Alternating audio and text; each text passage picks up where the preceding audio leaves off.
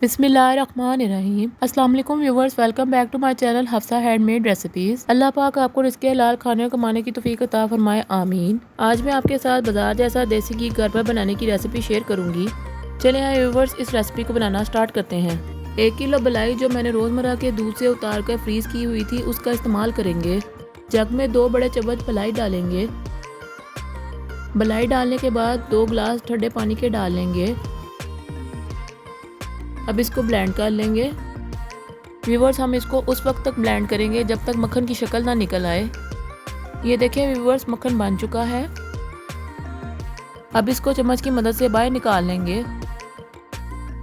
और बाकी की मलाई को हम इसी तरह से ब्लेंड कर लेंगे। ये देखिए व्यूवर्स, मक्खन बन चुका है। अब इसको 1 घंटे के लिए फ्रीज़र में रख लेंगे। ये देखिए व्यूवर्स, 1 घंटा मक्खन फ्रीज़र में रखने के बाद सख्त हो चुका है। फ्लेम ऑन कर लेंगे और मक्खन को मीडियम फ्लेम पर पिघला लेंगे। इसको हम उस वक्त तक पकाएंगे जब तक इसकी शक्ल ना चेंज हो जाए। ये देखिए व्यूवर्स, आहिस्ता आहिस्ता इसकी शक्ल चेंज हो रही है।